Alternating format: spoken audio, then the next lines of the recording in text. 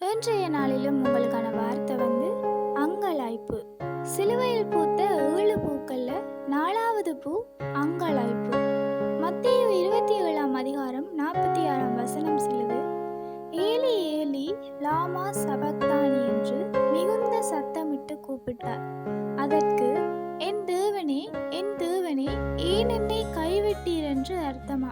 இந்த வசனம் தேவன் சிலுவையில் தொங்குகிற நிலையில் 4வதாக அவர் பேசுகிறார்.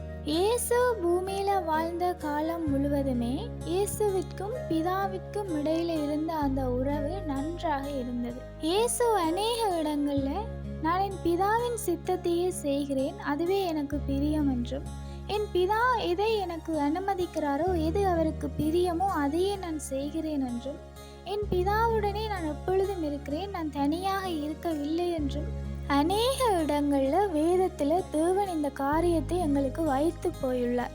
ஆனாலும் அவர் சிலுவையில் தொங்குற அந்த நிமிடத்துல, என் தேவனே என் தேவனே ஏன் என்னை கைவிட்டீர் என்று சொல்லி அந்த நேரத்துல பிதாவுக்கும் இயேசுவுக்கும் இடையில இருக்கிறதான அந்த உறவு அந்த இடத்துல முறிந்து போகுது. கடவுள் எங்கள் மேல வைத்த அன்பின் நிமித்தம் பாவமே அறியாத இயேசுவை எங்களுக்காக பூமிக்கு அனுப்பி, அவர் எங்கள் பாவங்கள் எங்கள் அக்கிரமங்களை சுமந்து அந்த இடத்துல பலியாக வேணும் என்று சொல்லி பிதா அவருக்கு அனுமதிக்கிறார்.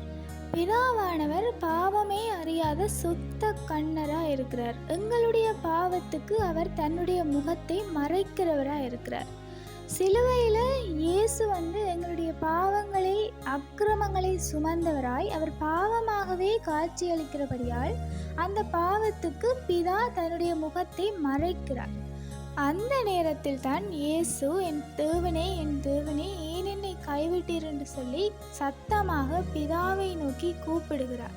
தேவன் பாவத்துக்கு தன்னுடைய முகத்தை மறைத்து கொள்ளுகிறார்.